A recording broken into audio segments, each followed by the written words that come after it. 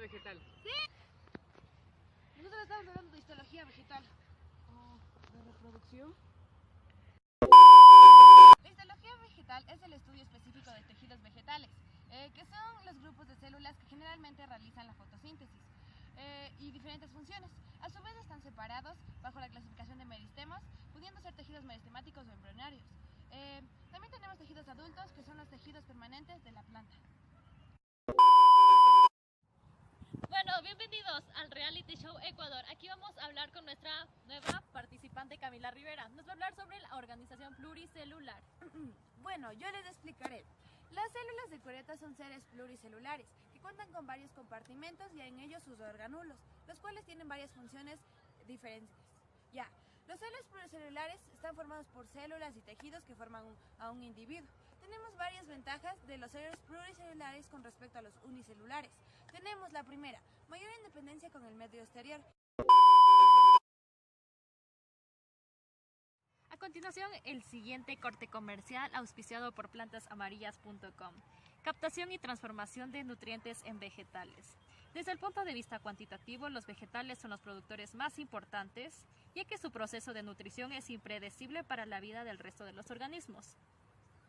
Los nutrientes vegetales pueden ser micronutrientes si se necesita en poca cantidad. Existen algunos factores que condicionan la captación de nutrientes, la abertura o el cierre de los estomas Y en los Live Show Ecuador tenemos a Roberto Riascos, que nos hablará del intercambio de gases. ¿Qué es, compañero? El intercambio de gases en las plantas se da mediante la fotosíntesis y la respiración externa.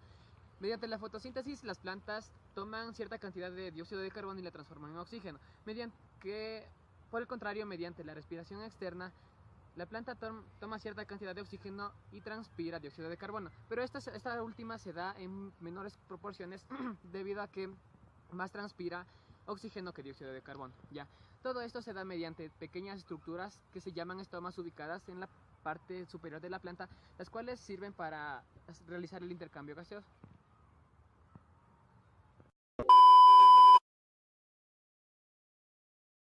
Bueno, seguimos con los cortes comerciales. El medio interno, en las plantas, es el conjunto de líquidos y fluidos que rodea las células de un organismo pluricelular. Las células realizan todos los intercambios que necesitan en él. En las plantas superiores, el medio interno está formado por savia bruta y savia elaborada, que circulan por la planta transportando agua, sales minerales y los productos de la fotosíntesis, respectivamente. Como componentes del medio interno distinguimos el líquido circulante, que comunica entre sí a todas las células, como la hemolinfa, la sangre y la linfa. El líquido intersticial, en el que viven inmersas las células. En todas las células pluricelulares, el medio interno se mantiene en unas condiciones físicas y químicas relativamente constantes. El mantenimiento del equilibrio del medio interno recibe el nombre de homeostasis. Bueno, después de una corta explicación y muy explicada, le daremos nuestra segunda pregunta. ¿Cómo es el transporte de sustancias en una planta? El transporte de sustancias, ya sea en una planta grande o una planta pequeña, empieza desde la raíz hacia la parte del ápice de la planta. Todo empieza cuando la raíz absorbe sustancias y las transporta hacia ciertos lugares en donde es transformada primero a savia bruta. La savia bruta pasa desde el xilema, por el xilema, mediante el tallo, y se demora cierta cantidad de velocidad. Eso va dependiendo de acuerdo a la altura de los árboles, que por lo general van de 0,5 centímetros a alrededor de 100 metros. En los árboles que miden más de 10 metros, la velocidad con la que la savia bruta pasa por el xilema va a 1 metro por hora. Por el contrario, las plantas como arbustos, la velocidad con la que la savia bruta pasa por el xilema va de 40 metros por hora a 80 kilómetros por hora. Y desde Ecuador, en los live shows, tenemos a Roberto Riascos, que nos hablará del intercambio de gases. ¿Qué es, compañero? El intercambio de gases... El helicóptero. Por ahí fuera el helicóptero. Hashtag helicóptero.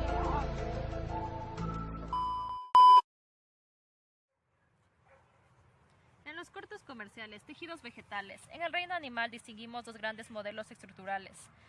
1. Los talofitos constituidos por el talo y 2. Los cormofitos constituidos por el cormo.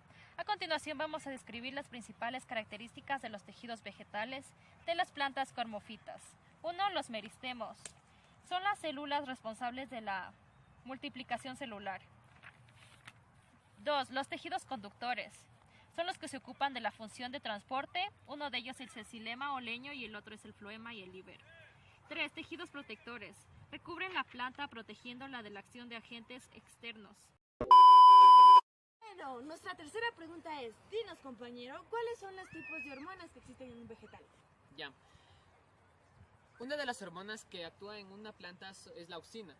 Esta hormona se da en los brotes apicales y favorecen el crecimiento de los tallos y de las raíces. Esta hormona se activa mediante factor externo que es la luz solar. Quinina es otra de las hormonas que actúan en las plantas, ¿ya? Este se da en la raíz, favorece el crecimiento de las ramas laterales, además de que inhiben el envejecimiento de las hojas. Este se activa mediante la luz roja que se da entre las 6 a 6 y media de la tarde. El etileno es una hormona que se da en las frutas. Esta se expande como gas externo a la planta y ayuda a madurar los frutos que se encuentran cerca de ella. Se produce mediante la sequía, o sea, la ausencia de agua y la temperatura baja. Ya. El ácido abscísico es una hormona que se genera en todo tipo de tallos, raíces, hojas y frutos, ¿ya? Este sirve para controlar la abertura y cierre de los estomas. Se activa mediante el encharcamiento, que es la inundación, la sequía y la temperatura baja. La hormona giberelina se genera en tallos y hojas jóvenes. Estas ayudan a la germinación de las semillas y se activan cuando se dan los fotoperiodos largos.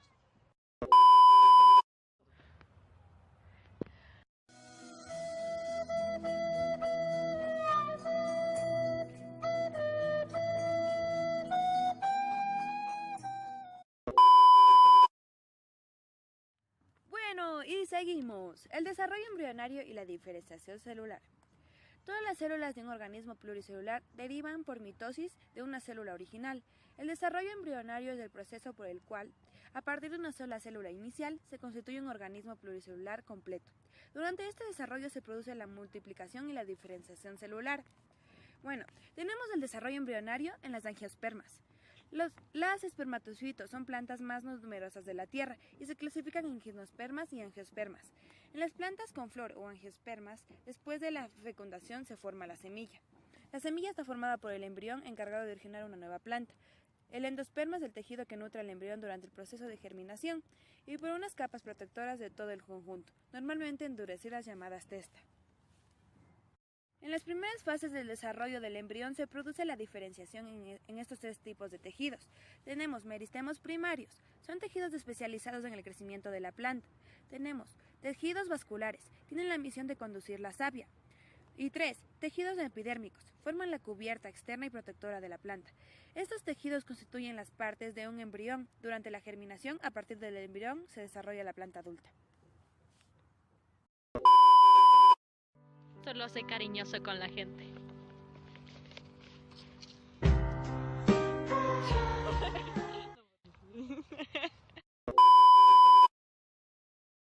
En los vegetales, como resultado del proceso y la utilización de nutrientes, se producen sustancias diversas que deben ser eliminadas del organismo. La secreción constituye una fase del proceso de nutrición. A diferencia de lo que ocurre con los animales, muchas sustancias excretadas en los vegetales no son claramente perjudiciales para ello. Los productos de excreción vegetales son el agua, las sustancias nitrogenadas y las sustancias no nitrogenadas. Agua se secreta por dos mecanismos, la transpiración y la agutación. En las sustancias nitrogenadas, los vegetales, debido a su reducido metabolismo catabólico de proteínas y aminoácidos, no necesitan órganos diferenciados para eliminar estas sustancias. En las sustancias no nitrogenadas, muchas de ellas se producen y se acumulan en frutos, hojas y tallos, o hasta raíces. En las sustancias no nitrogenadas están los pigmentos, la coloración roja, azul o morada de las flores, los terpenos, que se trata de lípidos que pueden ser esenciales volátiles que dan olor característico a la planta, como el mentol, geraniol, limoneno y otras. Sales en las plantas halófilas, es decir, plantas que no pueden vivir en terrenos con una elevada concentración de sales. Finalizamos los cortes comerciales. Bueno, ahorita somos los finalistas de este reality show. Hablaremos sobre los movimientos de las plantas. Ya. Los movimientos de la planta son crecimientos de la planta que van de acuerdo a los factores externos e internos. Los factores externos son aquellos que se dan de acuerdo a la temperatura, la presencia de luz, la gravedad y radiación. Los factores internos son los que se dan de acuerdo a la presencia de hormonas. Ya, en los tropismos existen dos tipos de movimientos. El tropismo negativo y tropismo positivo. El tropismo positivo es llamado también el fototropismo y el negativo es el geotropismo. Estos se dan de acuerdo a factores más externos que internos. Por ejemplo, el fototropismo se da de acuerdo a la intervención de la luz solar. Eso quiere decir que una planta, entre más humedad tenga en el ambiente y más luz solar tenga, va a crecer más. Bueno, tenemos los geotropismos, como habló él. Los geotropismos son el crecimiento de la planta en función de la fuerza de gravedad. Tenemos en el tallo que crece el geotropismo negativo y en la raíz el geotropismo positivo. También tenemos las nutaciones, que son el crecimiento de la planta de forma desigual en tallo o hojas. Y tenemos que estas crecen desiguales y forman una forma oligoidal en sus órganos.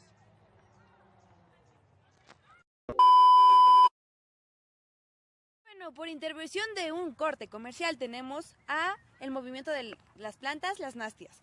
Son movimientos rápidos de una parte de la planta que, a diferencia de los casos anteriores, puede volver a la posición inicial cuando el estímulo que ha originado el movimiento cesa. Las más conocidas son las fotonastias y las seismonastias. Las fotonastias están provocadas por las variaciones de la luz entre el día y la noche. Las seismonastias, el movimiento brusco o el simple contacto contra un objeto que produce el cierre de las hojas. Ya. Las nastias son posibles gracias a un grupo de células de la base del peciolo denominadas pulvinolos. El mecanismo de acción tanto en las fotonastias como en las seismonastias se basa en un cambio de permeabilidad por los iones K+.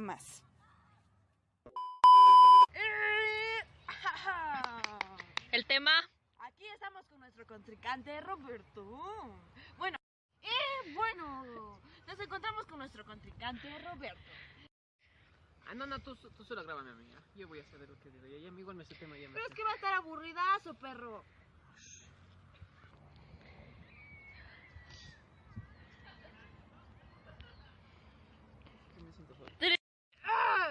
En vivo desde Ecuador, Live Show, Ecuador Roll. En vivo desde Ecuador tenemos a Roberto. Aquí en Ecuador desde los Live Show tenemos... desde Ecuador de los Live Show. Desde Ecuador Live Show. En vivo desde los Live Show Ecuador. En vivo desde los Live.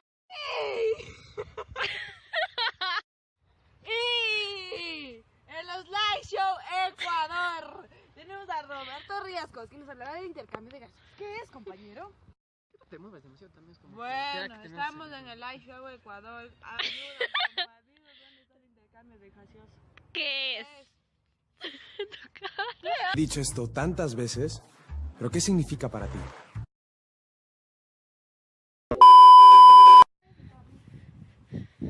Fotosíntesis. Fotosíntesis. Ay, me golpeé. Wow. No quiero.